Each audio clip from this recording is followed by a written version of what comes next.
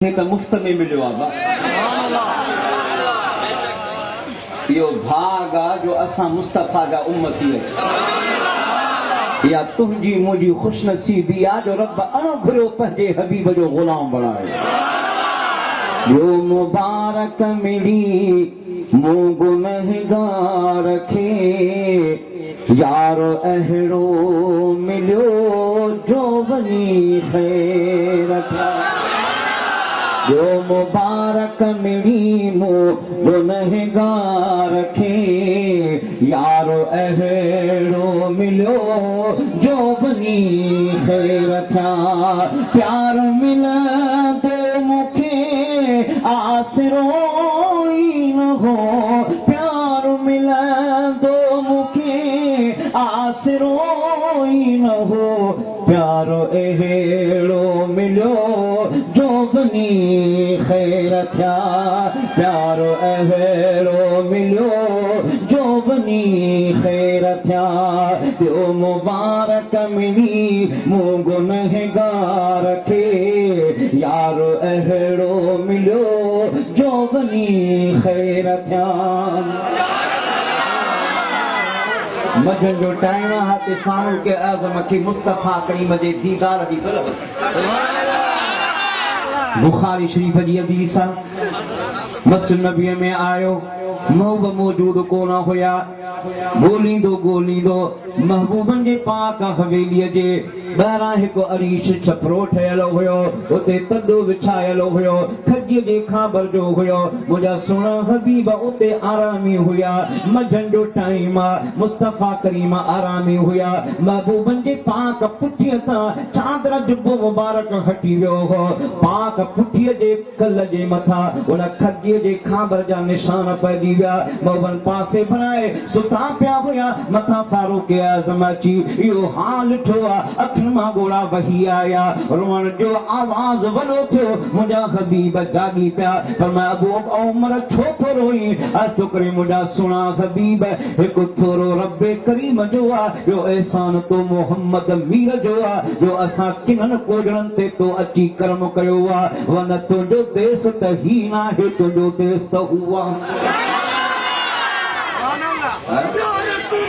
एक थोरो आ अल्लाह जो ॿियो एहसान मुस्तफा तुंहिंजो छा महबूबतुनि जो शान छा असां किननि कोजड़नि ते करम कई दिल रबा ते समूह जे हली आयो बाग मुंह जा भला थिया भली आयो मुस्तफा जो देश त उहो आहे न जिबरील खे बि ख़बर पई जॾहिं सिदरतुल मुंतहा ते पहुतो थके थे रूहुल अमी के बाज़ू छुटा वो दामन कहा वो पहलो रिकाब छूटी उम्मीद टूटी निगाहे हसरत के बलबले थे जिदीन अथोल यकते या रसूलल्लाह अगर यक्सरे मुए बरतर परम फरोगे तजल्ला बसोजद परम सुना वार जे मुंह जे विथी बराबर अगते हलंदुम त खुदाई जलाल ऐं जलवे में मुंहिंजा परसली वेंदा मज़ूर आहियां मजबूर आहियां नथो हली सघां फरमायो जिब्रील तुंहिंजी हिते इंतिहा आहे मां मुहम्मद जी इतां खां इब्तिदा आहे जिब्रील खे बि ख़बर पई त ही मुस्तफा जो देस आहे महबूब जे लाइ कारण डरो का रुकावट का मना आहे कान हे यार जो देस आहे मुस्तफा जो देस त उहो आहे रे महबूब अॻिते थो वधे त सदाऊं कहिड़ियूं थो अचनि पर ऐ मोहम्मद करीब अहमद करीब वासल वरे मुमज्जिद निसार जाऊं ये क्या सदा थी ये क्या समा था ये क्या मजे थे सुभान अल्लाह अदा पहिरियों दफ़ो त ख़ुदा घुरायो पर मूसा कलीमुल्लाह जे मशवरे सां महबूब जेको आयो हुयो पे तो सुभान अल्लाह दिल रुबा ते समूह जे हली आयो भाग मुंह जा भला थिया भली आयो मुझे दिल मुझे दीदुन के दीदार जो वारो अहड़ो मिलो